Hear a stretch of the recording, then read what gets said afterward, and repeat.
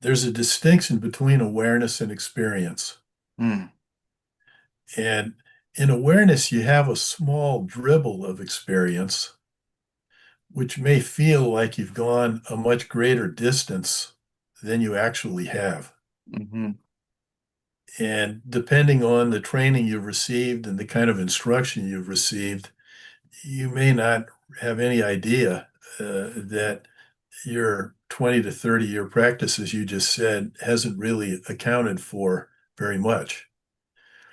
So it has to be an experiential process of embodiment. And you go through several layers of that, several dimensions of that, but you can't go through those layers and dimensions from a mental perspective alone because it doesn't hold up when you begin to practice or when you step out into daily life, and especially when you're under some substantial pressure of some kind.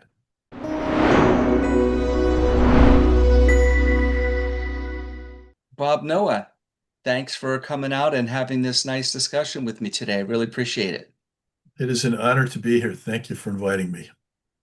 I'd like to start out with if you could briefly describe your path in the martial arts and how this led you into your current work that you do within the arts.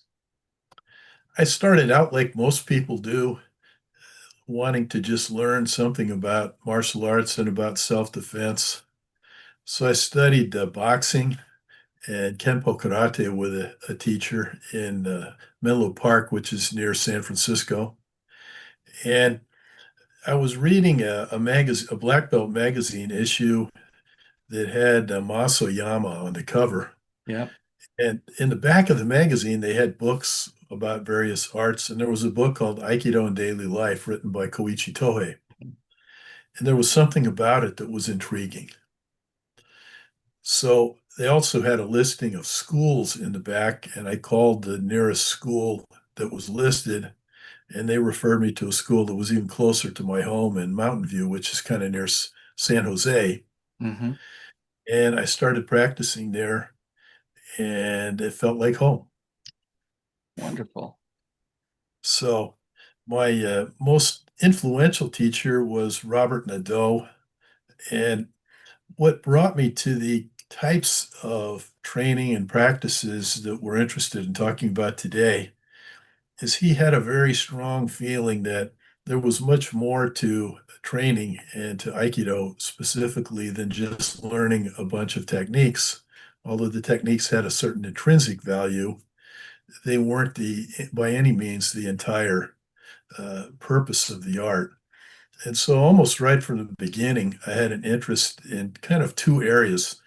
Specifically, one was applying the training in daily life situations, and the other is in using the training as a vehicle for experiencing more refined states of consciousness. And that kind of twin interest has continued for this year. It'll be 60 years for me in Aikido and 54 years in Tai Chi. But that Wow.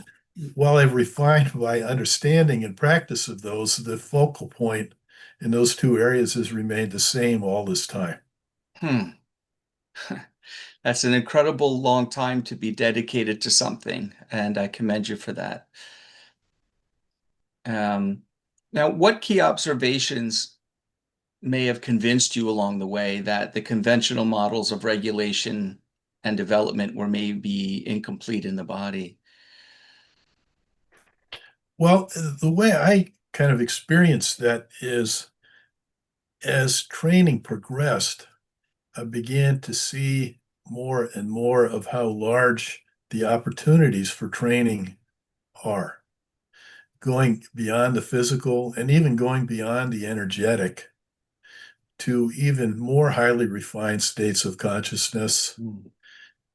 The founder of Aikido talked about kind of three fundamental dimensions of consciousness, which he called manifest, hidden, and divine. Mm. The manifest being the physical, the hidden being the realm of energies, of ki, chi, subtle energies, and the divine being a place not better than the others, even though the name might sound like that, but it's a place of primal emptiness where there are no forms, but the potential for all the forms that manifest are there. You might think of like Carl Jung's archetypes, things like that. Yeah. And then he went even beyond that.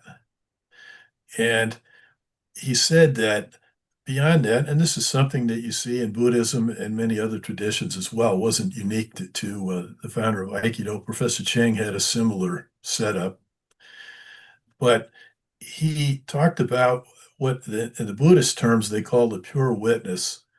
And that's a dimension of consciousness which can take in all three of the fundamental realms of creation, the manifest, hidden, and divine, together. And even that creates somewhat of a barrier toward kind of an elemental wholeness. So, sort of the final step, some of the writers call it the non dual, where even the distinction between the pure witness and the energies of creation goes away, and it's just a unified experience. Hmm. So, beginning to see how large and how deep that opportunity was for training is what has really kept me trying to move forward and achieve to whatever degree I have so far, but much further to go in those areas. And just for clarification, for some of our listeners who may not know, the founder of Aikido is Morihei Ueshiba. Morihei Ueshiba, right? Born in Ueshiba. 1883, died in 1969. And by And Professor Cheng, you mean Cheng Man-Ching. that's right. Okay. He was born in 1903 or 2, I forgot which, and passed away in 1975. And Cheng Man-Ching was a student of who? Yang Jung Fu. Yang Jung Fu. So Yang we're Jung talking Fu, Yang style Tai Chi that correct, became Cheng's his own method he brought here to the United States. correct. Actually, he began to formulate it even when he was teaching in mainland China Hmm. and then in Taiwan. Okay. He taught Tai Chi in mainland China at the Huampo Military Academy, which is kind of like West Point. And according to one of his students from there, his name was Abraham Liu, who ended up being a general in the army and eventually, as his life progressed, ended up living in Los Angeles with his children and Hmm. grandchildren. And he said Professor Chang began to change the longer Yang style form into a shorter form, partly so that the cadets there would have a chance to learn something they could continue to practice. And then that process, as you said, continued on. Yeah, it makes sense because the form is quite long and Yes, there's a lot in every posture to learn and to develop. So making it shorter makes sense. he was a very close student, as best as we can determine, of Yang Jung Fu. Yang Jung Fu wrote 2 books on Tai Chi, Hmm. and the second one he actually wrote for Yang Jung Fu. And he also then made some changes in the classic Yang style postures with the position of the hands, the way the back leg kind of hangs rather than being straight back. Hmm. And my opinion is that he did that to facilitate a better flow of energy in the body. Hmm. And that's something that you have to be at quite a high level to even think in terms of that, because I think most people would think in terms of rooting and balance in terms of the posture. And if Professor Chang was thinking about the way the energy is flowing, he had to have felt that energy at quite a high level to know how to change its navigation within the body. That's right. I believe he also was really kind of a master of inner alchemy. Hmm. If you look at, for example, there was a scroll that was displayed at the Asian Art Museum in San Francisco a number of years ago. They had an exhibit on Taoist art. This scroll, I think, was about 30 or 40 feet long. It was Wow. from the White Cloud Monastery in Beijing, Hmm. and it showed the process of refining of the system.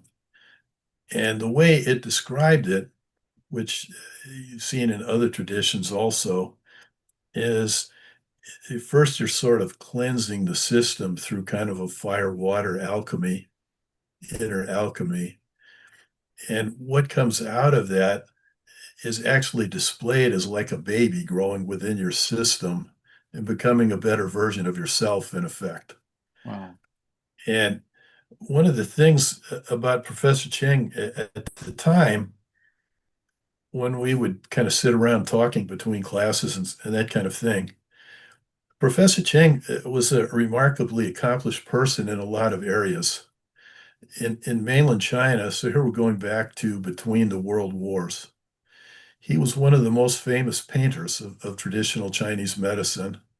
Chiang Kai-shek, the president's wife, was one of his painting students, and he was a professor of painting at a university in Beijing. Well, he was But known as besides, the master of the five excellences. that's right. Yeah. Yeah, so that was one of them was painting. He was also one of the most famous poets and calligraphers in China, and he was a professor of poetry and calligraphy at another university in Beijing at the same time. But he was also one of the most renowned doctors of traditional Chinese medicine. He started an organization in mainland China between the world wars called the Chinese Medical Association, the goal of which was to try and preserve Chinese medicine, which was losing some credibility to Western medicine at the time. And he, as I said, taught Tai Chi at the Whampoa Military Academy at the same time. And then when he moved to Taiwan after the Civil War, when the sort of the Kuomintang, the Chiang Kai-shek part of the society went from mainland China to Taiwan, he was one of those folks. And besides the other things he had always done, he was kind of like a senator in the legislature there and one of the writers of the Constitution. Hmm. And he used to treat the members of the Olympic team, which for a period of time represented China in the Olympics. Wow. And so we used to sit around speculating about how could one human being be that good at that many things in one lifetime. At the time, we didn't really come up with any kind of coherent answer. I may still not have, but my current best guess is he had mastered the process of inner alchemy to the point that he could sort of manifest the baby, the character that he needed for whatever task he needed to do. He once played a match against the Chinese chess champion of mainland China, a 5 game match, and he beat him in 2 of the 5 games. Wow. Um, and he could also drink anybody under the table. Well, that's the sixth excellence. There was a story that got written up in the New Yorker about that. He was kind of wined and dined at a restaurant in New York on one of his trips back and forth. He went back and forth from New York to Taiwan. And there was a teacher of a system that was kind of popular at the time called Eureka. Hmm. The guy's name was Oscar Ichazo. He got written up in Psychology Today magazine and stuff. And Oscar really liked Professor Cheng. So they were doing shots at this restaurant. And that was anybody who met shots with Professor ended up on the wrong end. And Oscar literally slid under the table and was laying on the floor there. So Professor got up and said, "Well, Oscar, some Oscar's guys," he said, "you need to take Oscar home. He needs to go to bed now." And that got written up in the New Yorker. That's funny. That's funny. So he was You know, quite a human person as well as someone of great accomplishment. yeah. If when we, that's a funny story. When we think about both Tai Chi and Aikido, we think about relaxation, we think about energy, we think about flow. They're different arts that move differently, express differently, but they're really talking about the same thing, circles within circles within circles within circles. Everything is rounded, everything is flowing. Um, in there's got to be a, there's quieting of the mind, a no mind sense, especially with Randori, I would think, um, and nervous system regulation uh, because of the breathing and because of the movements and the nature of the practices. What are some of the understandings that you've come to over these many decades in your practices of Tai Chi and Aikido that speak directly to how they either or both arts affect the nervous system of the practitioner? It's a very good question. One of the things is what you encounter in your first experiences with either of these arts is how much resistance to change there is in the nervous system. In my working days, I worked in the insurance industry for 42 years. Mm. And for most of that time, I worked with business customers of the insurance company I worked for to help them reduce the potential for accidents, injuries, basically various kinds of claims. And I spent a lot of time, I was a certified ergonomist, and I worked a lot with people who had repetitive motion injuries from using computers. And initially, I was surprised at how difficult it was to get people to make even the smallest changes, like adjusting the angle of the backrest in their chair Right. or moving the screen a little closer, things like that. Sometimes people would actually kind of melt down and have sort of like a conniption, just the suggestion of a change. So carrying that over into Aikido and Tai Chi, for example, in Tai Chi, when you're in the opening stances of the postures, what people often tell me is they feel awkward and uncomfortable. Initially, many times they blame that on the posture and the practice. And what I try to tell them is that any of these arts are going to provide what may seem like negative feedback to you at first. Because you watch someone who's accomplished at doing one of these arts and they look very relaxed and natural. I sort of compare it to watching maybe Tiger Woods swing a golf club. If you'd never played golf and you looked at that, you'd say, well, that's pretty easy. I think I can do that. And then you try it. Yeah. So trying to work with that initial experience of resistance to change in the nervous system is a big part of how to get people started on the path that you just described. One kind of model for that that I've found very helpful is looking at the Alexander technique. Mhm. And Alexander created this system initially for himself because when he tried to project his voice, his career was making public presentations. This is in the latter part of the 19th and early part of the 20th century. And his voice would go out. And he realized after a while that he was moving his head and his neck in such a way that he was putting stress on his vocal cords. And so at first he thought, well, I'll just stop doing that. And then he found out how difficult that was. There's one place in his book, The Use of the Self, where he says something that to me really speaks to this whole problem. He said, what do you do when what feels right is wrong? Hmm.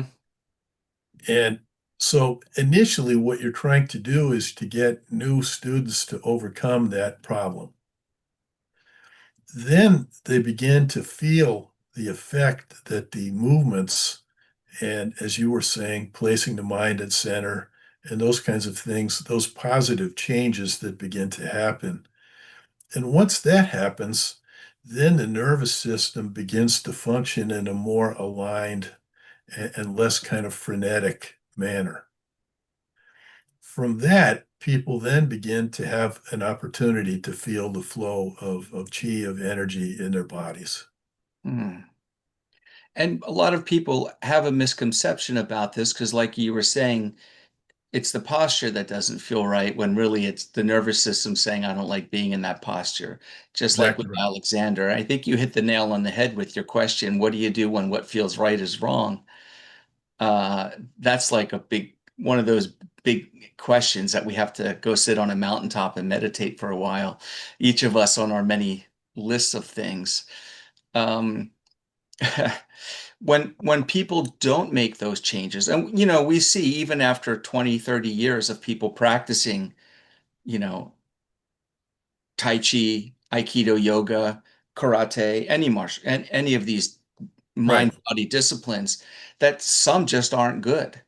I mean, you can tell they've been in a long time. They might be very knowledgeable of the curriculum, very knowledgeable about the principles and the sayings and the philosophy, but they don't have it in the body.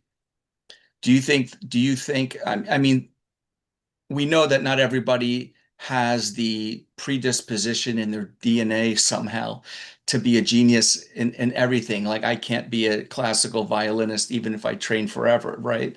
But there's certain things that after a decade or more, to 20, 30 years, you shouldn't still look like or a beginner in your movements, even with all the intellectualizing around the art that you can give. Do you feel like that's speaking directly back to your question? Because Yes. Okay. How can somebody avoid that or learn to get around it? I would think it's first a mental block. Yes. One of the ways Nado Sensei addresses this, which I think gets to the point very clearly, is there's a distinction between awareness and experience. Hmm. And in awareness, you have a small dribble of experience, which may feel like you've gone a much greater distance than you actually have. Hmm. And depending on the training you've received and the kind of instruction you've received, you may not have any idea that your 20 to 30 year practice, as you just said, hasn't really accounted for very much. So it has to be an experiential process of embodiment. And you go through several layers of that, several dimensions of that, but you can't go through those layers and dimensions from a mental perspective alone because it doesn't hold up when you begin to practice or when you step out into daily life, and especially when you're under some substantial pressure of some kind. So that distinction between awareness and experience is crucial toward crossing the barrier that you were just talking about. And if the training and the instruction is good, you keep bringing that back to your own training as well as to the students you're training if you're teaching. And as you said, some people get that and some people never do. Yeah. In those sense, I described it as kind of the human condition, you know, sort of the dirty, hairy thing of being a legend in your own mind, kind of. Right. Right. Well, that's what they call the Dunning-Kruger effect. We all think we're geniuses at things because we don't know what we don't know, or we Right, can't see what is really there because we're right. projecting genius on ourselves, you know. The way Um, this first showed up for Nado Sensei is kind of interesting thing. Is going back now to the early 1950s in Redwood City, California, which is also near San Francisco. And he was a high school student and he was practicing judo. In those days, there wasn't that much of these kinds of trainings around. But he was also practicing yoga with a teacher in San Francisco. His name was Walt Baptiste. I believe he was the first yoga teacher in San Francisco. His uncle, Walt Baptiste's uncle, was a student of Paramhansa Yogananda, the famous yoga master. yeah. But Walt Baptiste taught, besides meditation, taught hatha yoga. But interestingly enough, he was also one of the first Mr. Americas in bodybuilding. And that's an interesting combination. And what Nado Sensei noticed from practicing judo and practicing with Walt Baptiste was if he meditated before he went to judo class, his judo was better. Hmm. Well, today it would be like, duh, of course. Right. But Right. here we're talking about the early 1950s with a high school student. Right. And at that point, he said, wait a minute, there's something major here. This has far reaching elements to it. And So he decided at that point, as he graduated from high school and he served in the Marine Corps Reserve and he was a police officer in Redwood City, he said, there's a lot more to this than I'm currently understanding. And so he decided to go to Japan. Hmm. And at the time, he was practicing judo, a little bit of Aikido, because there was one Aikido teacher in the Bay Area at the time, and also karate.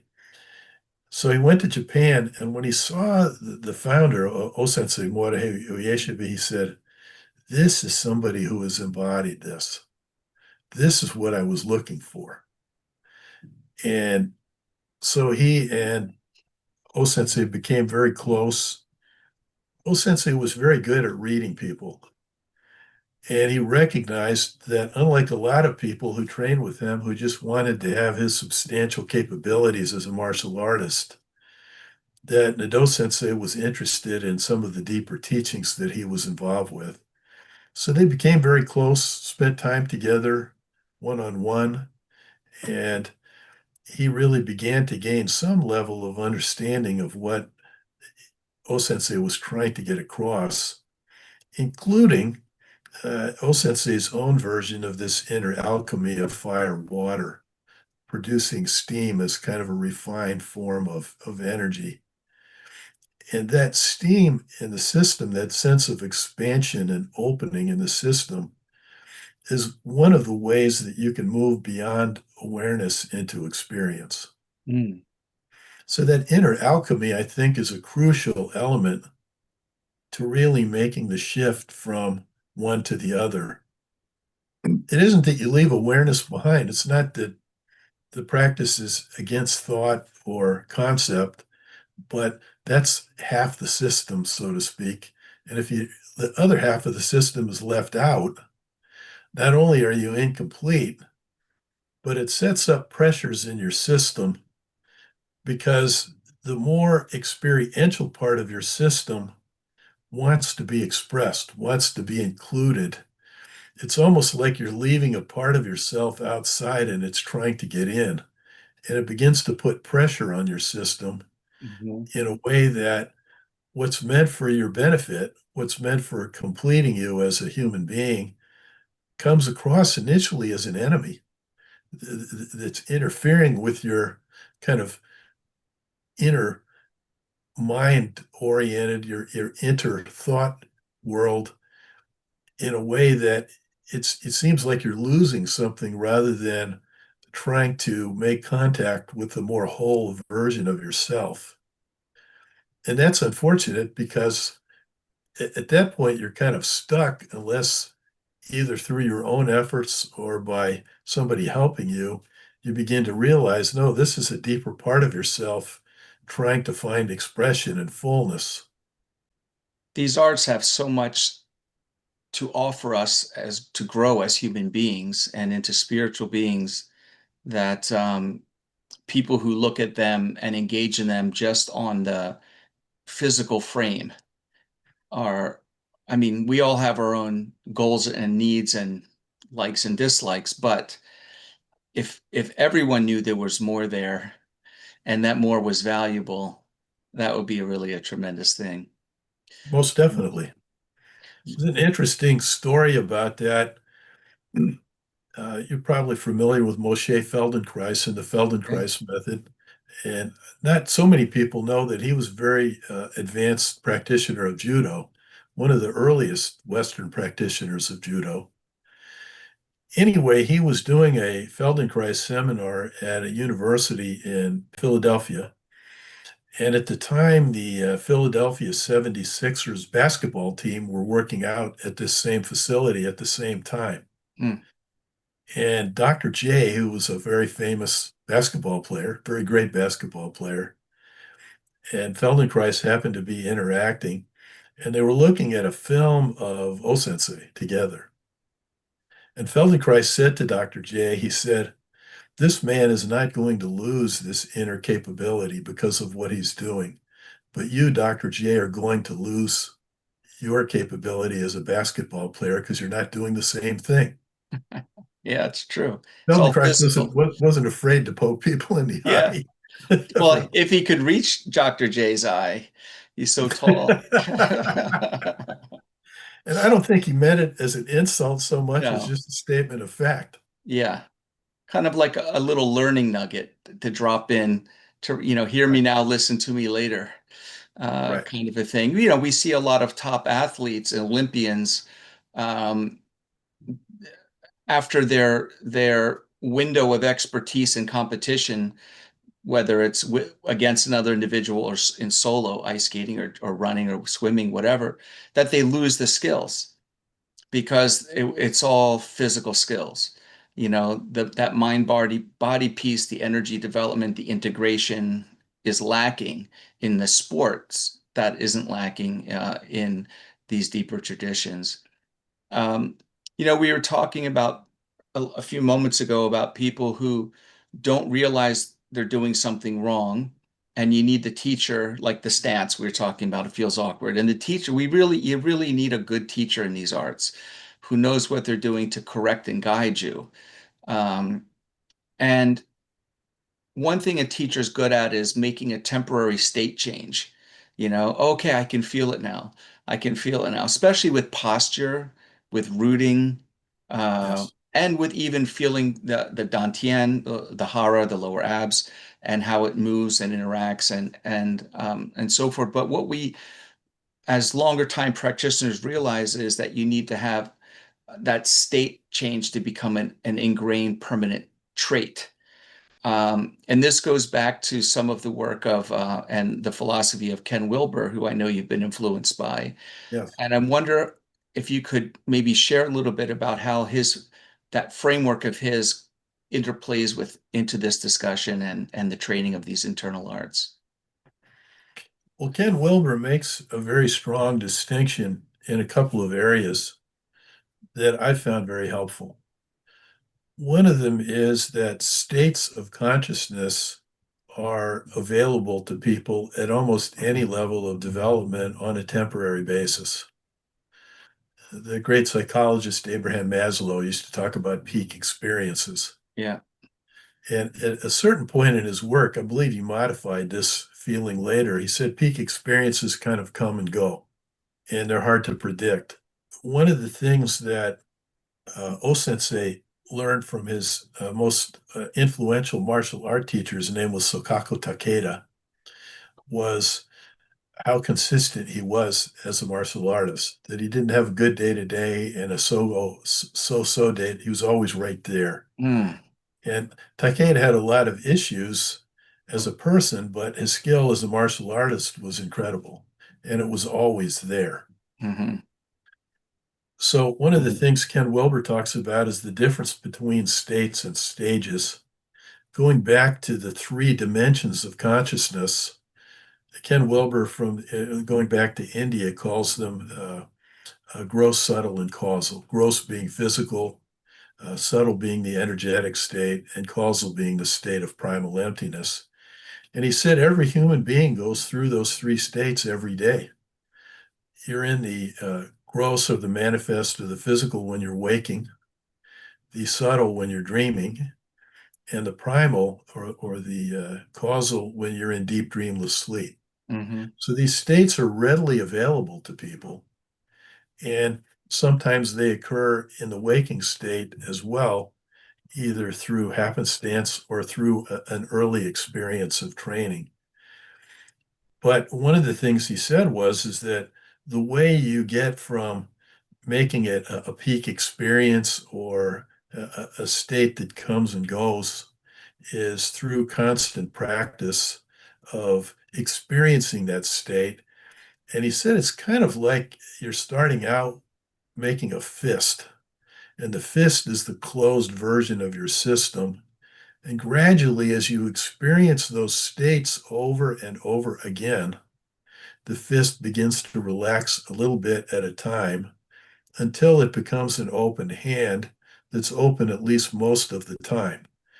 So your center of gravity in terms of how you reference and look at the world begins to be that higher level state, and then it becomes a state. He calls it a stage. where that's who you are, and you don't have to do anything to arrive at that state. It's who you are on a pretty regular basis, maybe not 100% of the time, but a lot of the time.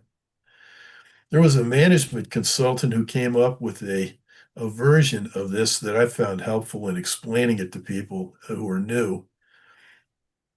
He talked about four stages of development. The first one being what he called the unconscious incompetence, where you don't know what you don't know, as you just said. And then the second one is what he calls conscious incompetence, where you recognize where you're trying to go, but you can't achieve it yet. The third one he calls conscious competence, where if you focus on it and think about it, you can achieve whatever that skill is. And then the fourth one he calls unconscious competence, where it's become a part of you and it manifests without your having to think about it. Hmm. But the other point that Ken Wilber makes, which I think is extremely important, is he talks about two parts of human development, what he calls waking up and growing up. The waking up part he describes as achieving these refined states of consciousness and maybe even at the level of some level of permanence or a stage. But your experience is still flowing through you are fundamentally as a person. And if your growth in other elements of humanity, as we were talking about your book and Professor Chang, we talked about the importance of the Confucian values. If those haven't grown as well, then you can have refined states of consciousness, but you may still be the same sociopath you were before. That's correct. And we see that. I mean, it's almost become kind of a cliche in a sense that the guru uh, is good at meditating, but can't keep his hands off of his female students or other similar issues. And we've seen that time after time, unfortunately. Yeah. I was looking at a film on DVD the other day. It was called Sunseed. Hmm. And I remember when that came out in the 60s, I went to see it in the theaters. It was a narration by Ram Dass, a very young version of Ram Dass. And they were highlighting a lot of the teachers, this is in the 60s, who came over here from India and China and Tibet, Japan, and so on, and how great these folks were. And one of the things they kept telling us, which at the time we didn't have the ability to differentiate, is if you practice these meditative practices we're showing you, it will address all of your issues and problems. And what we found was that wasn't true. For one thing, a lot of them had issues and problems that manifested in some very unpleasant ways in some cases. Right. But beyond that, what Ken Wilber calls growing up is you have to mature as a person in some level of psychological and kind of ethical health. Otherwise, you're just developing this capability at refined states of consciousness, but it doesn't necessarily change who you are as a person unless you make that a priority. Right. And not even the refined states of consciousness, but that the higher development of skill in martial art, right? In Aikido, or the use of Tai Chi as a martial art. I mean, I'm sure you know, I know dozens of martial artists who are high level physical skill and just some of the not nicest people. They're just, you don't want to be around them. They don't embody anything about the art other than the fighting aspect. And they're Correct. very unpleasant to be around. And you're like, well, they didn't move along that other path of the, you know, mental and spiritual development that is so necessary that to align with those physical skills. That's right. Mm, When Gichin Funakoshi, the founder of Shotokan, said the ultimate purpose of training is not winning or losing, but perfection of character, he really meant that. But if you don't focus on it, just doing movements, no matter how effectively, as you were just saying, you can do them, it won't happen by itself. It needs specific attention and energy put into that kind of development. yeah, I was close with several yoga and qigong teachers who were uh, shifty individuals, uh, and we have all those stories from the 60s and 70s of the yogis and the Siddha masters who came here and ended up taking robbing people of their money and sleeping with all the women and all these things. And it's just because they look apart, like the role that we want them to fulfill. We're projecting that onto them. They're from the East, therefore they're sage-like. They have these skill sets, therefore they're spiritual. Uh, doesn't necessarily mean that's the case. And it also shows that anyone can develop these with proper time and training and instruction, whether or not you're a good human being. They don't require a spirituality or a moral compass of any kind. That's right. Unfortunately. Yeah. And the part that's unfortunate in the extreme is that that lack of moral sensibility that you were just talking about gets passed on to their students, who Right. then become teachers, and it gets perpetuated. Well, birds of a feather, right? Like Yes, attracts like, and that's right. this is how we get gangs. That's right.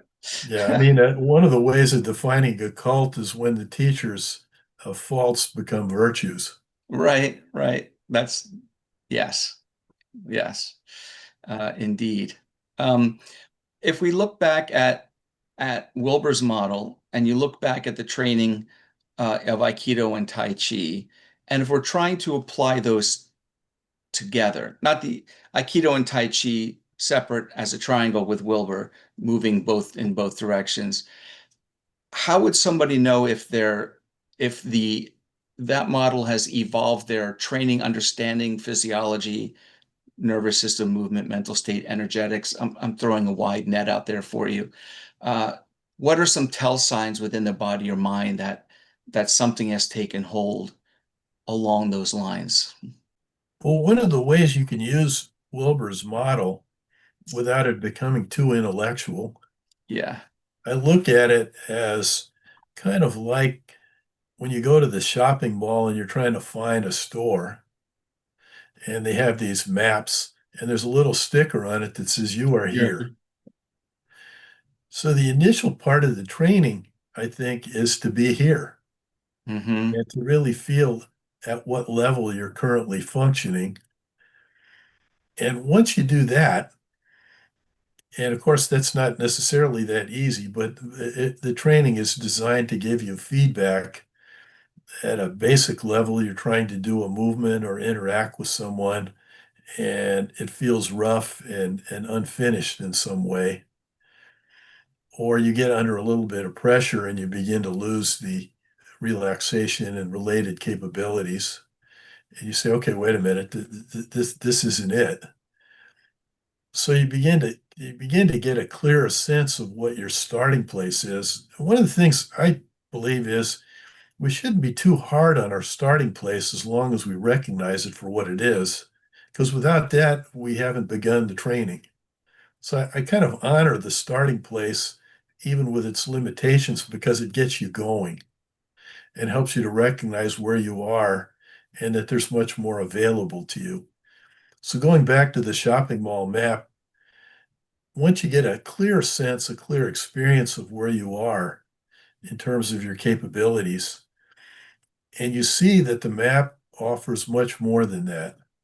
Now, the map is not the territory, but the map can tell you that there's a lot more available to you if you continue your training and pay attention to the feedback that the training is providing. Because that's absolutely essential. Professor Chang used to describe it this way. He said it's very important to do what he called investing in loss. Mm. And one of the ways that used to show up in some of his classes, when he would be doing a push hands class, the way he would do those classes, you'd be lining up uh, with one person's back to a brick wall and the other person pushing. And you weren't allowed to counter the push, you were only allowed to yield. You got to remember, Professor Cheng was teaching in New York when it was a kind of a crazy place. Yeah. There's a lot of wild people running around. And so almost always somebody would kind of come running over to sort of cry on his shoulder a little bit and say, I can't work with that person because they're too hard. And he never would accept that. He always said, if the other person's hard, it's you. It's you. And you are the one who can change. You can't ask them to change. You are the one who can change.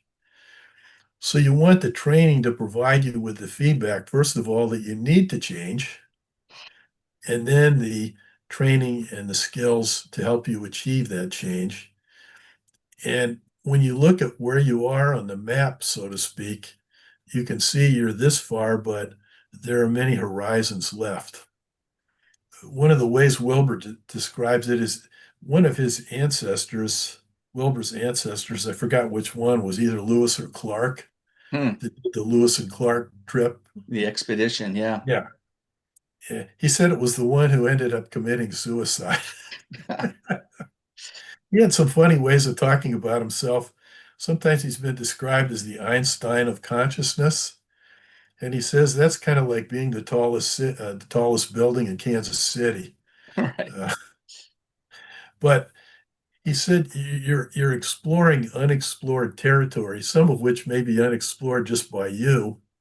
And as you begin to really move further and further along, you may find some territory that no one has explored before, but it still sort of fits within the context of the map that you started with. Mm. So it is sort of structure of consciousness helps you to recognize where you are to begin with, how much more there is to go. He doesn't have that much in his teaching about how to get there because he doesn't Right. regard himself as a teacher, he said. Right. And that's where the training in the arts that we like to do can be very, very helpful in Hmm. terms of first feeling your own inadequacies and accepting them. That's the investing in loss part. And then with help from your instructor and fellow students, implementing training practices that can help you to relax further, to let go of more of ego, to let go more of the kind of unhealthy sort of competitiveness that can come into life, things like that. And you begin to then experience the same feedback in your daily life that you're experiencing in training. And that's where some really valuable things can happen because not only does your training get better, but your daily life gets better too. Indeed. You were talking a moment ago regarding Cheng Man Ching and the classmate who was pushing too hard. And I think about at some point, whether you're doing Tai Chi, you're learning push hands, Tui Shou, which is where the practitioners lined up one arm to one arm or two and two, and they kind of make circles and twist and That's so right. forth to try and push the other one off their balance. Just a very crude way of explaining it. And then in Randori, it's usually two or three Aikidoka attacking one in the middle who has to go with the flow and roll with the movements to capture, redirect, and move the opponent and throw them down with a joint lock. And That's right. because they know how to break fall, the arms and limbs and joints don't break. Whereas if they didn't, the opponent would.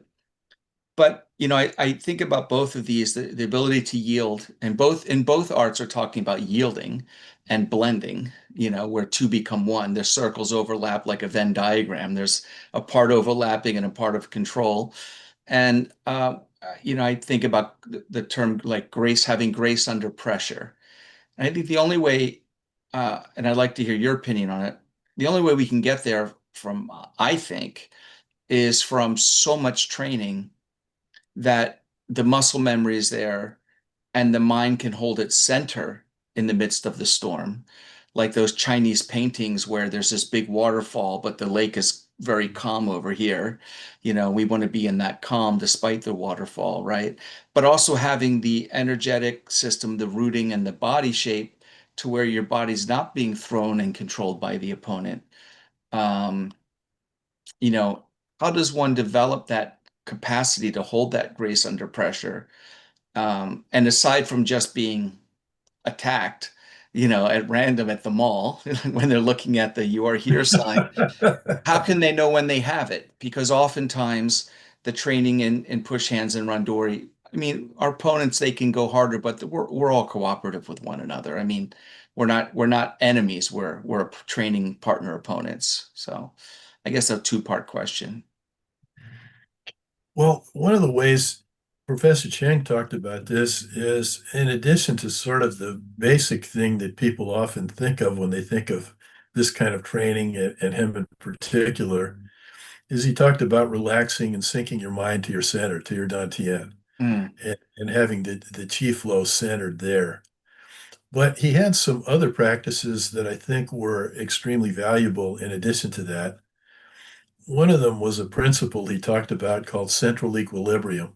mm, And he related that to the spine and the fact that, and this is a common thing in Qigong, but he had a particular take on this.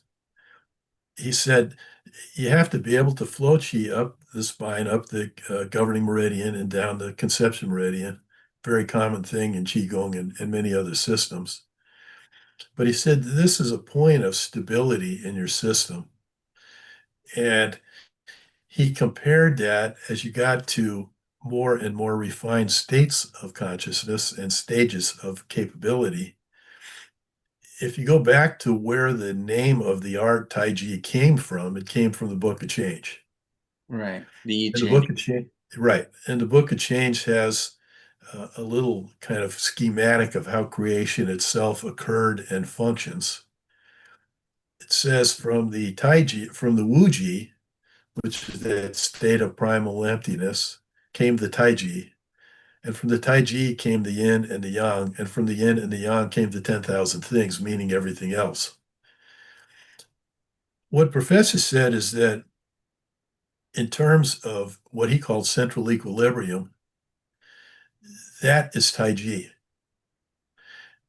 And the way he kind of described it is he said we're sort of miniature versions of the creation. So our systems function in the same way that the creation functions.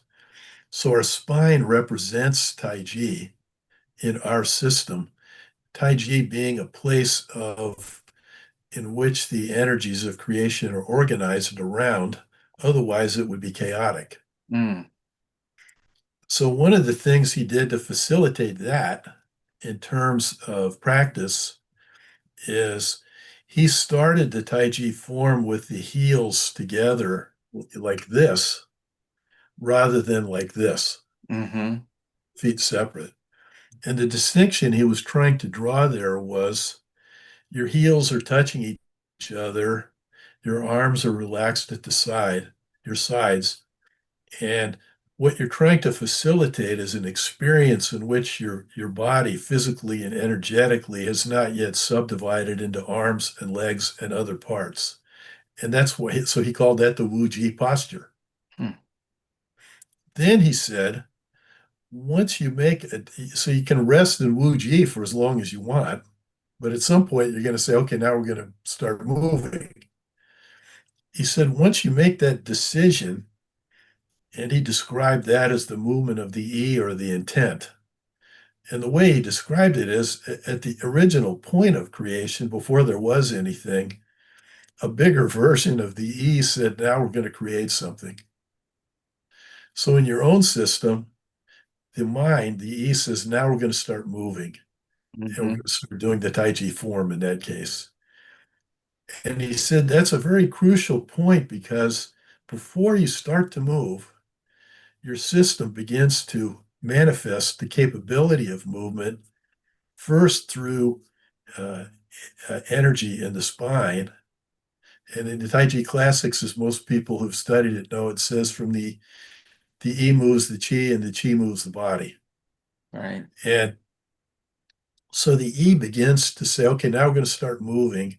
And before you actually physically move, the Chi begins to flow through the spine and then activates the nervous system. And that's what allows the body to move. So he said that moment of Tai Chi is a very important moment to feel, to experience, to stay with as an experience because it creates a point of stability in your system. And then when you make the step to the left and the right to begin the rest of the form, that's the opening of the yin and the yang to the 10,000 things, symbolically being the other postures in the form. Mm-hmm.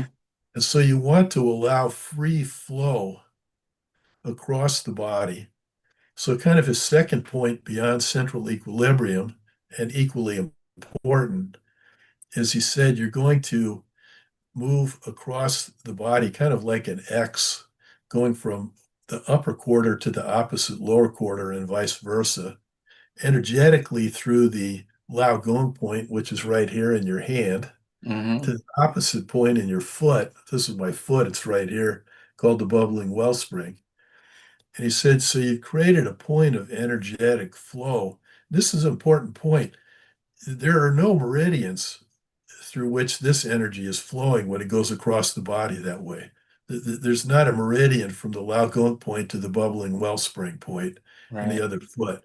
Young So Chuan. what you're doing is activating the tissues in your body in such a way that you've created a pathway for a free flow, excuse me, of energy across the body so that you're not, in Tai Chi terms, what's called being double weighted, where you have the one side of the body full completely and the other side empty completely. But it's this cross patterning. Hmm. And that allows free flow of energy where you can have energies flowing in and out of your system freely. And because of the focus on central equilibrium at the same time, you have an open system which allows both free flow and stability to occur at the same time. I think one of the difficulties that we have as human beings is we feel like sometimes we have to choose between stability, which means we're going to resist change. Well, the book of change says you can't do that. No, nobody ever won a fight with the universe. Or you go with change and then you feel kind of like a cork floating in the the top of a stormy sea without any real sense of purpose or integrity. But Professor Chang said if you have those two things together, what he called a central equilibrium and the free flow of energy across the body and in and out, then you begin to create some of the capability that you were just talking about. Mm-hmm.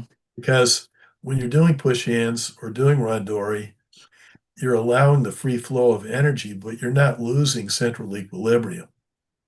I'll give you a funny story about that. Koichi Tohei, who was one of my most important teachers, he was at one point the chief instructor at the World Aikido headquarters before he started his own organization. And he was the one and only person to ever officially be promoted to 10th Dan in Aikido. And there was an interview that he did in Black Belt magazine in the 60s. I think it was 1966 or 67, I forgot which, with the editor at Black Belt magazine. And as he's asking him a bunch of questions, Aikido was still relatively new art in those days. And one of the questions he asked him was about what he called keeping one point or maintaining your center. And he said, most people just do that when they're training. He said, is that what you do, or do you do it all the time?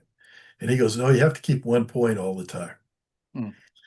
So fast forward to my school in Mountain View, and the only excuse I can give for myself in this is that I was a teenager at the time. We're in the back room changing for class.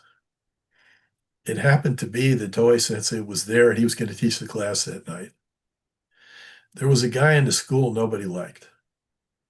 There's one at every school that, like you were saying, you just as soon never have anything to do with the guy.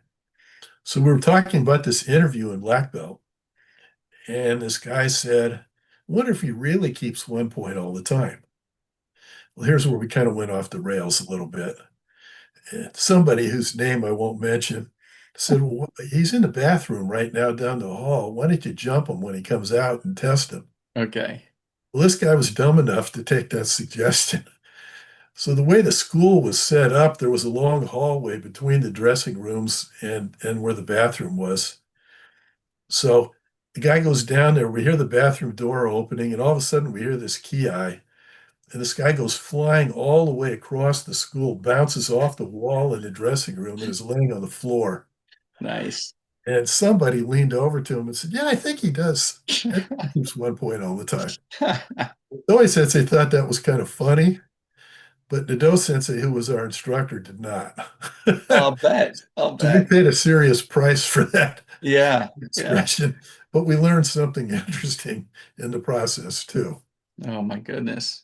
And I mean, he not only did that in that situation, he brought Aikido to the United States in 1953, first in Hawaii and then in mainland America.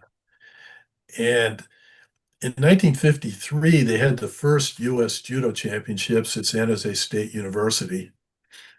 And the judo people in Hawaii, where he was teaching at the time, asked him to come to San Jose and do a demonstration. So he did. At this point in time, he did not speak English.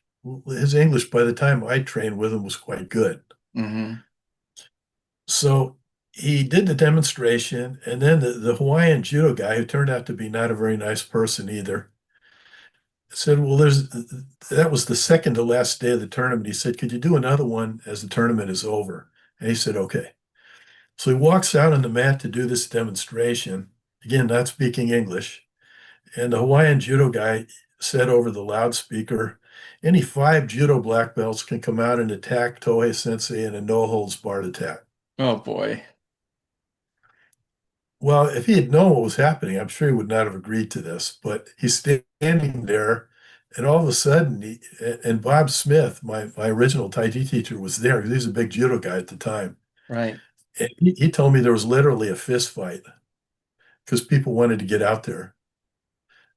And another one of my original Aikido teachers, his name was Sig Kufroth. He was a student of Danzan Ryu Jiu-Jitsu and Hmm. judo champion in Hawaii. He was the coach of the judo team at this tournament. So I heard about it from him as well as from Toei Sensei himself.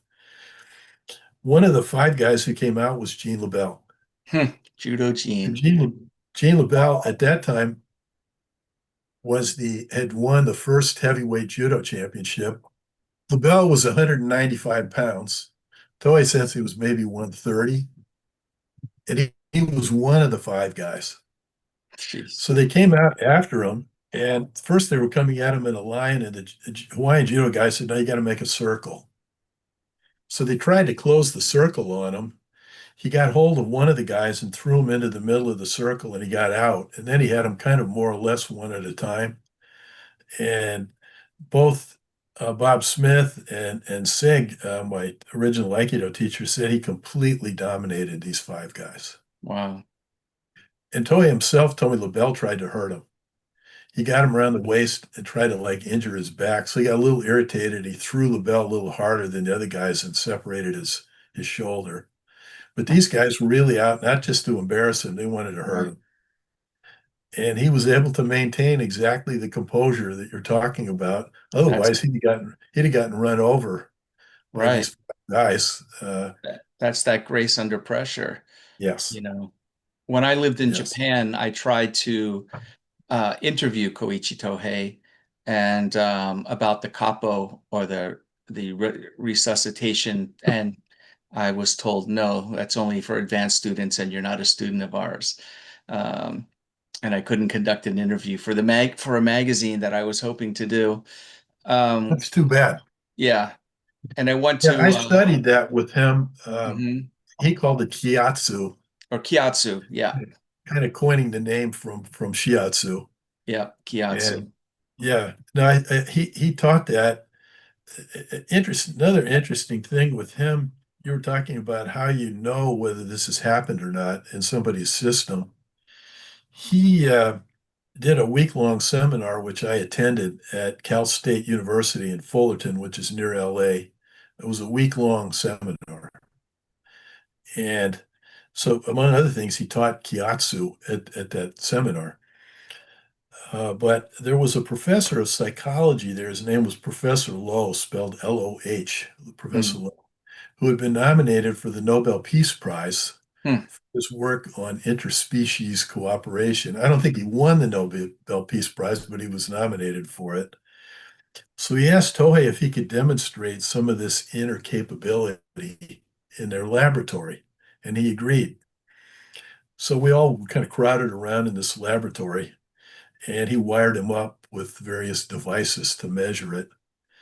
And first, he said, I want to see what your regular level of breathing is. And he had a very deep, kind of quiet version of breathing that he practiced. So when they were looking at it, when you saw on the screen, it was flat. Hmm. They thought the machine was broken. So they called in one of the technicians and said, wait a minute, this guy should be dead if this is. Right. So they checked the machine. No, it was working. So then they said, okay, well, can you show us how you regulate your system?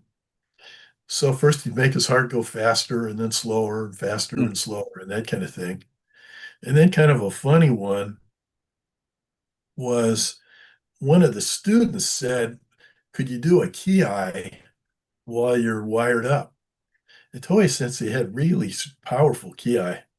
In our school in Mountain View, where he taught when he was in town, it was a combined school of Aikido and Danzan Ryu Jiu-Jitsu. So they had this big, heavy bag, kind of like boxers have. Hmm. And he did a ki one time where he not only rattled the windows, but he moved the bag. Wow. It And a ki started, is the spirit yell that we hear in martial yeah, arts, just for the yeah, yeah. listeners who don't know. So back to this laboratory. He does this ki, and one of the technicians was like right next to him. I don't think he knew what was going to happen. And when this ki happened, the guy was so startled he jumped up in the air and ended up falling down. But on Wow. the screen, it went like this, and then it returned back to a state like that very quickly. Wow. So Very he was able interesting. to demonstrate that kind of skill even under laboratory conditions like that. Yeah. Well, that's a good segue into talking about breath work, because we know breathing is very, regulating of breath is very important in Tai Chi and Qigong and meditation. Um, and in Aikido, are there breathing practices? I haven't studied Aikido. Read a lot of books about it and been to the Hambu dojo, but so I don't know. It depends on the school. Some of them use breathing practices and some of them don't. At the Aikikai, during the time that O-sensei was teaching there, and as far as I know today, I haven't been there in many years, but I have been there several times. They don't do any breathing practices. But Tohei Boy, had something. What you're yes, he saying did. is Tohei had something, and did he get He that did. from Ueshiba? No, Separate. no.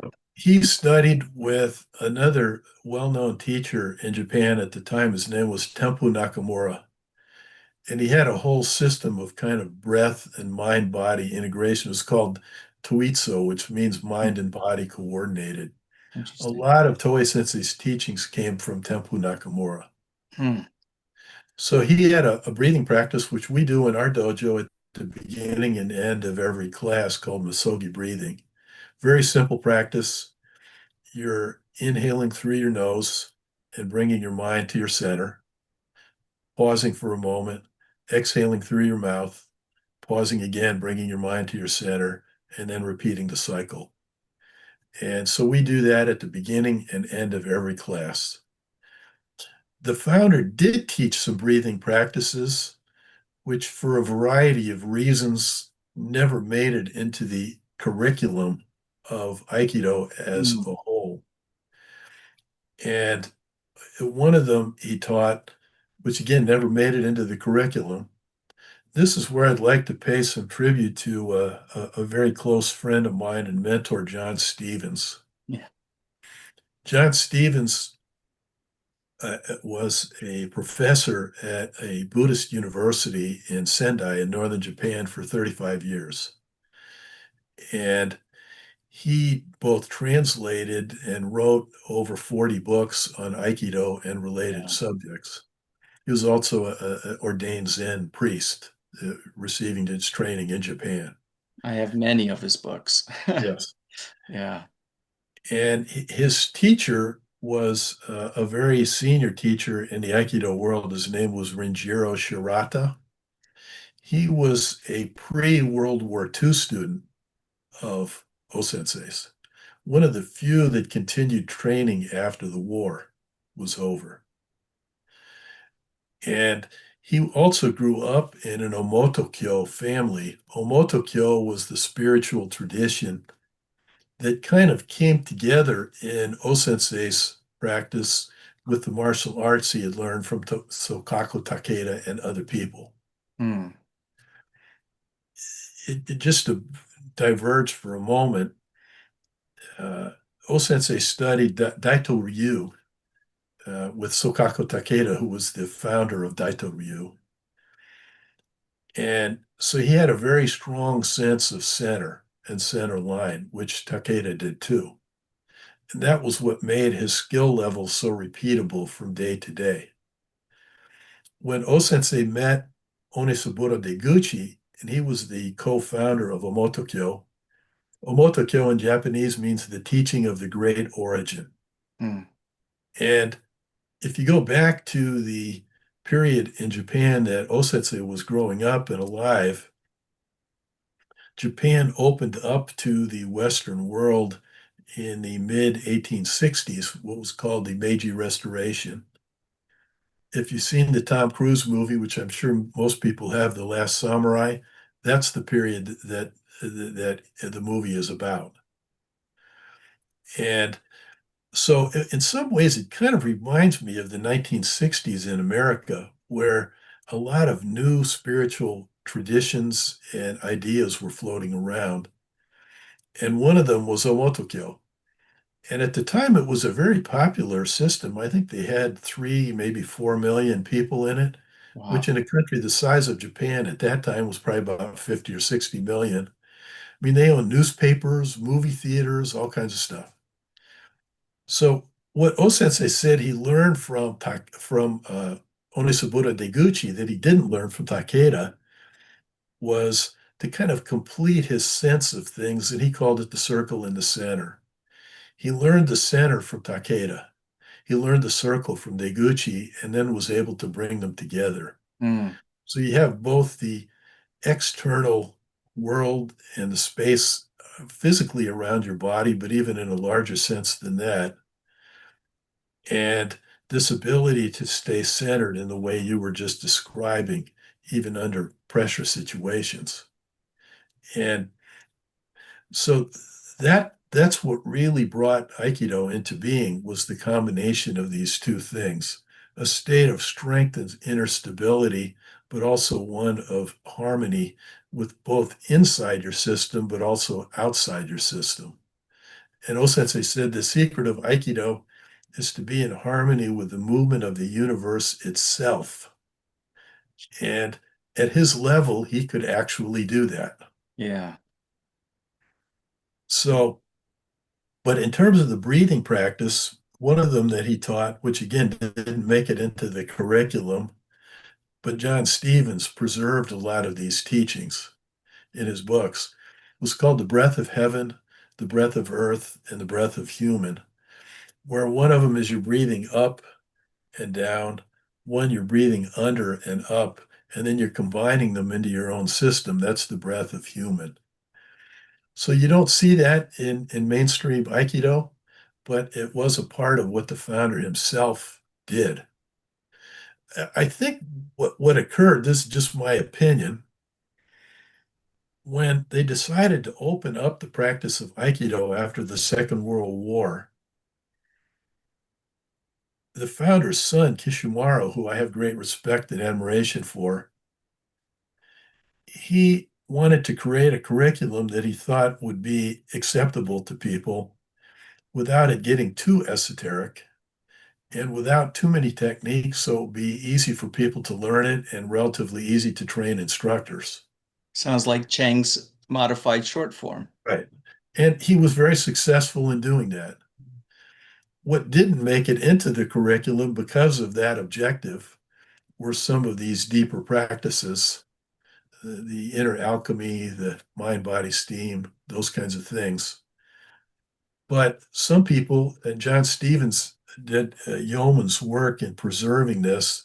His book, The Essence of Aikido, really goes into a lot of detail on this.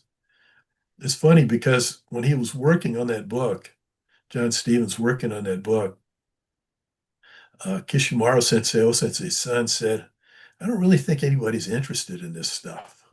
So, and John Stevens said, well, I'm going to do the book anyway. And I actually think there are people who are interested in it. Another way of looking at this is the first trip I made to Japan, which was in 1998. Kishimaru Sensei had asked for Nado Sensei to come to Japan to meet with him. And when we did, and he was kind enough to invite us to his home, which is right next to Hambu Dojo, it was obvious he was ill. You could see there was a hospital bed in kind of the room behind where we were sitting, and he had one of those little oxygen things, under his nose. Mm. So we're there, and his wife brought in a little tea, little cookies and stuff for us. And he and Nado Sensei spent some time kind of reminiscing about the old days, which now was like over 40 years ago. But then he got a very serious look on his face, Kishimaru Sensei did, and he looked at Nado Sensei and he said, I want to thank you for keeping the spiritual element of Aikido alive, Mm. which I thought was a stunning statement from the founder of Aikido to an American. But I also look at it as sort of a deathbed confession in a sense, because he knew he was going to die, and he did die about 2 months after we were there. Wow. Kishimaru Sensei knew that these deeper teachings were important, and he was appreciative of the fact that Nado Sensei, along with John Stevens and a few other people, tried to keep them alive and kind of center really to what the art is about. I think a lot of Westerners um, go deeper in the art than the Easterners who practice and take it for granted. I mean, that's something I've seen in country after country that I've been to study and Me train, too. because they take it for granted. It's just the guy down the road. They're not special. They might be well known, as part of a lineage, but the people training don't. A lot of them don't put the same emphasis. Meanwhile, we're over here and we're like, wow, the secret stuff, the founder of this art, these traditions that we're all the Westerners who developed these things. So, I mean, we have Feldenkrais. I mean, that's a great one.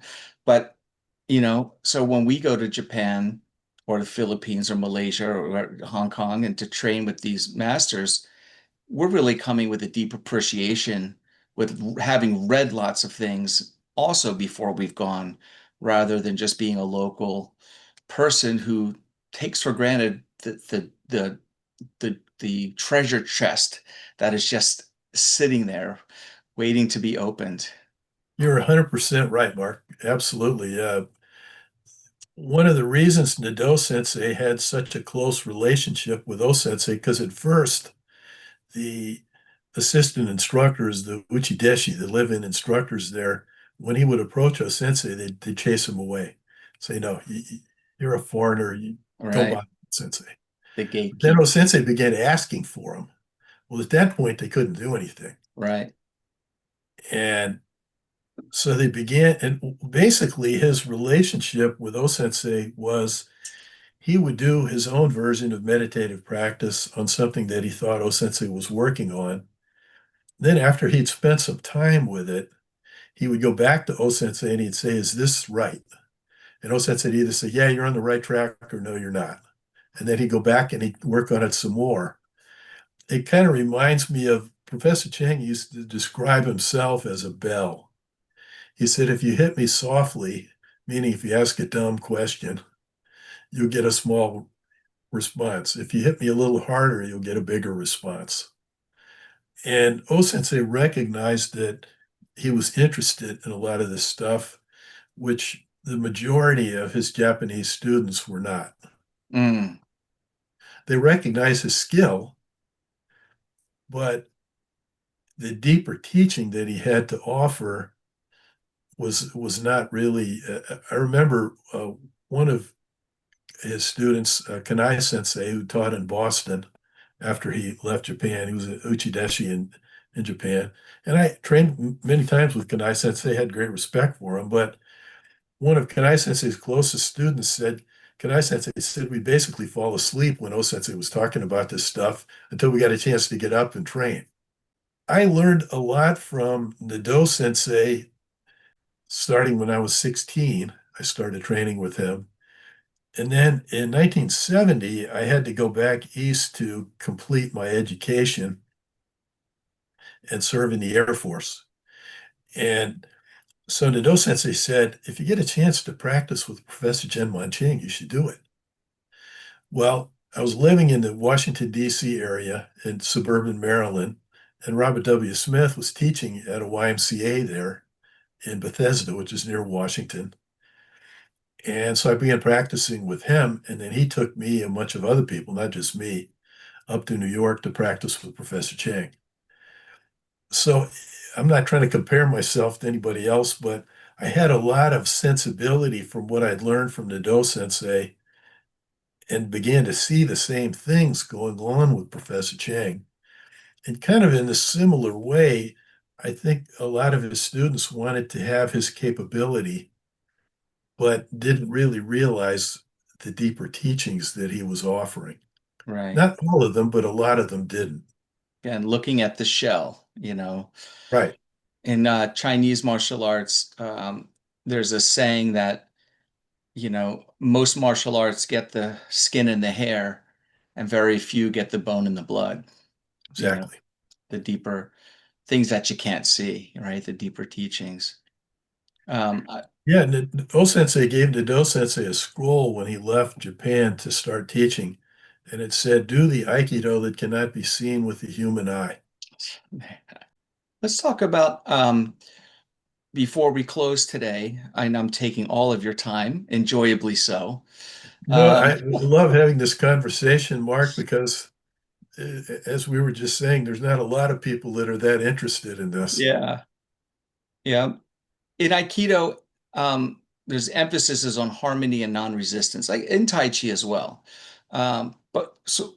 But Aikido is a little bit more active than Tai Chi, and there's a lot more partner work, uh, much more partner work. So I'm curious as to uh, what your insights are into what actually changes in the nervous system and the body organization of the Aikidoka, the practitioner, to remain coherent physically and mentally under this incoming force, this grace under pressure again. But something has to change in their their mind, mental outlook, right? Their spirit, and Yes, also within the nervous system and the way the body organizes, which we've talked about already a bit, but just kind of to bring it all together, if you have a thought on that.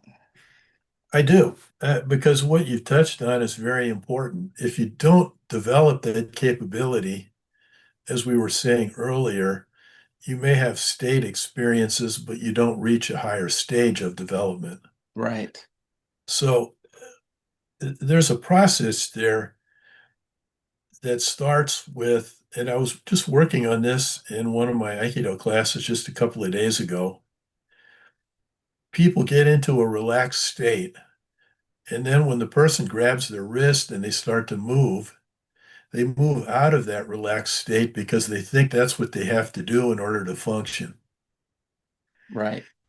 So initially, giving people feedback that that's what they're doing. They're Mm-hmm. moving out of that relaxed state into a less relaxed state because they think that's what they need to do in order to function. And it takes some time for people to experience first that they're doing it, and then more time to not do it. But then, if you get to a higher level of performance and capability than that, it has to do with a continuing flow of energy through your body, which is not dependent on your responding to a particular situation in the moment. Right. And at a higher level than that, it's what I call continuous alchemy, where that interaction of fire and water And fire and water is just a specific manifestation of the two great energies of creation, right? Yin and yang, male and female, Yeah. go on and on with those. So you have this interaction of fire and water in your system, specifically at your hara, your dantian, and that's producing this refined energy, which comes out as steam in a visual sense, but in an experiential sense, it's a sense of fullness in your system, which is not dependent on an outside stimulus activating it. When you Hmm. have that kind of continuous alchemy going on in your system, then when you have a pressure situation, a physical attack, or some other pressure situation, you're able to maintain that flow because it's already going on to begin with. And you don't have to start it up at a point where you're under pressure. Cheng Man-Ching and Benjamin Low emphasized push hands practice and learning that sensitivity before they talked about or had the students learn to issue their power. Developmentally, what does the perceptual refinement in the body do? Meaning on the arms, the skin, the way the force feels in the joints and into our body and down our legs into that bubbling well or Yang Chuan point you were talking about. Um, why does that precede effectively the training of force production? Why do we need that first? Or why did Benjamin Low and Cheng Man-Ching emphasize that first? The reason they emphasized it first was that Professor Chang, in the book that Bob Smith and Professor Chang wrote on Tai Chi, there's a Hmm. very nice question and answer section in the back of that book. And one of the questions that Bob Smith asked Professor is he said, how important is push hands? And Professor said it's essential. He didn't Mm-hmm. say that about anything else other than the form. Right.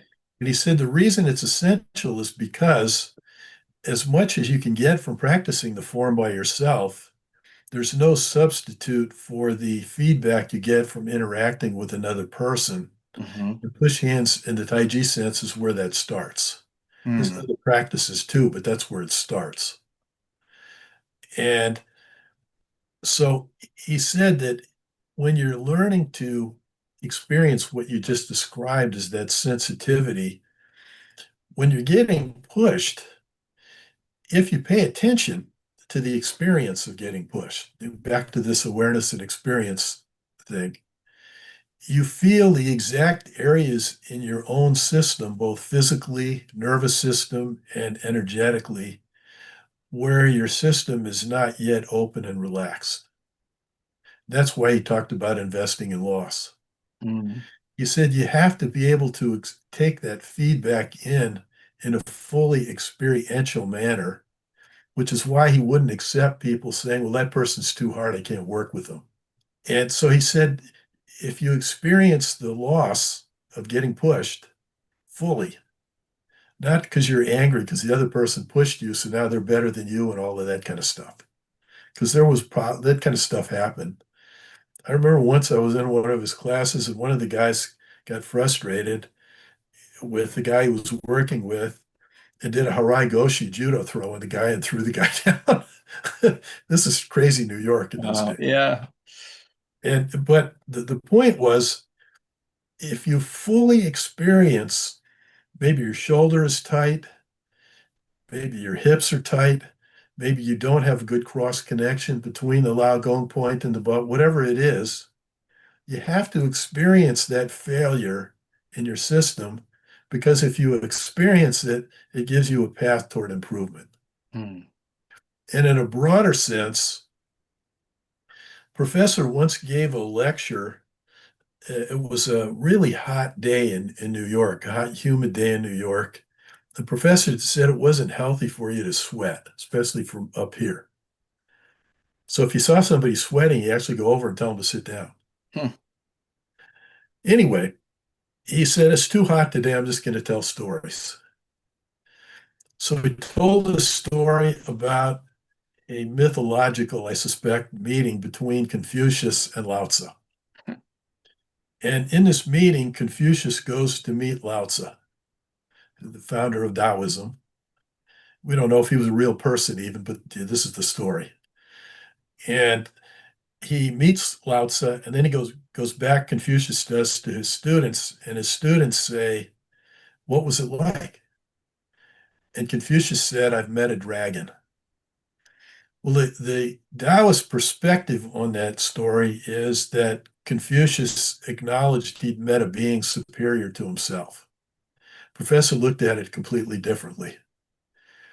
He said, Lao Tzu, according to the stories about him, the way the Tao Te Ching was written is he was leaving the imperial capital because of frustration with the environment. And the gate guard asked him to write some wisdom down. And that's, according to legend, how the Tao Te Ching was written, right? And Right. then Lao Tzu leaves town and is never seen again.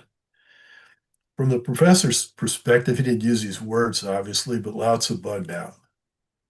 He said Confucius stayed in this difficult world we live in and continued to try to make the world a better place. Therefore, he considered Confucius to be the superior being. Right. So, where that showed up in practice is Professor said the ultimate goal of practice is not to become a Taoist immortal, but to treat people with human heartedness, which is a phrase from Confucius, Ren in Chinese, from the Doctrine of the Mean. Yeah. He said, even when they don't treat you that way. But the second part of it relates to your question, is he said, you inevitably are going to fail sometimes to do that.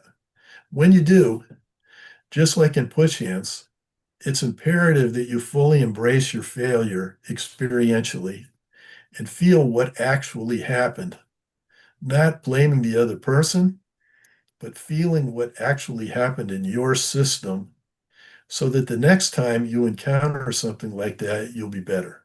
Nice. He said the practice of Tai Chi is designed to give you the inner strength to embrace failure in a productive manner.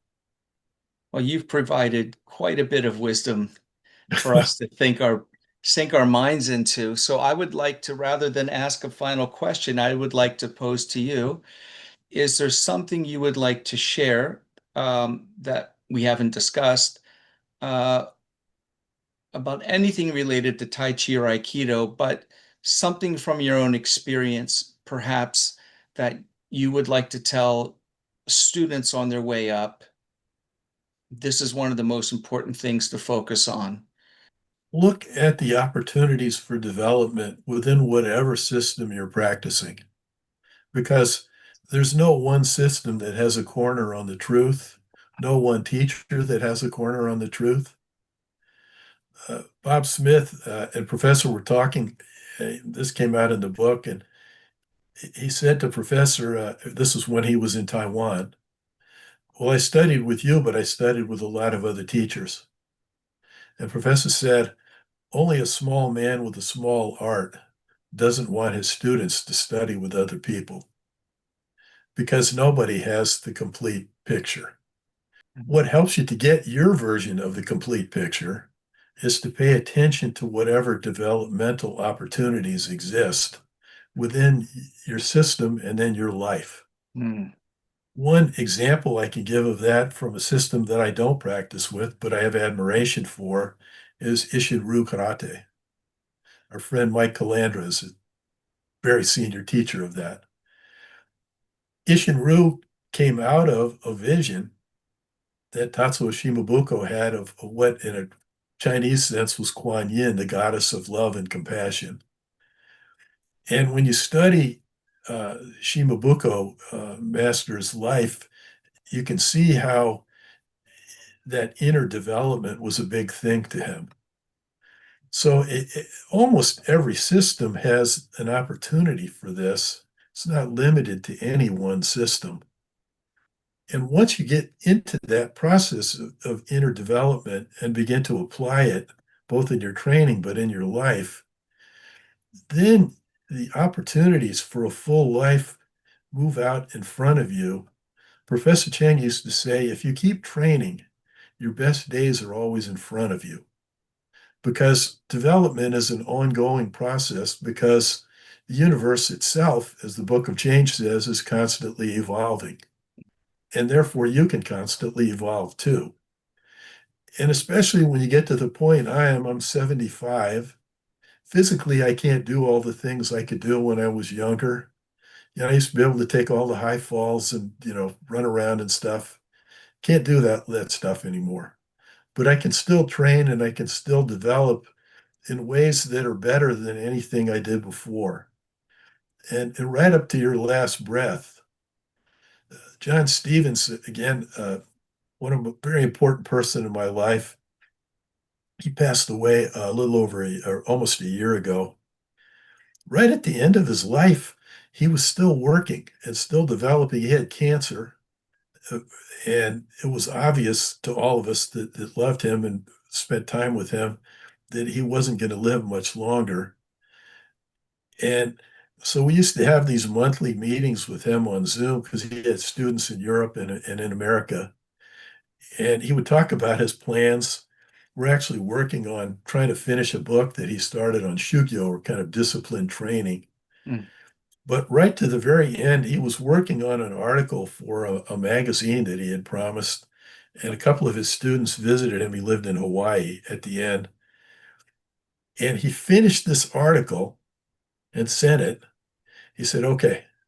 And then he stopped eating and drinking. And within a day, he was gone.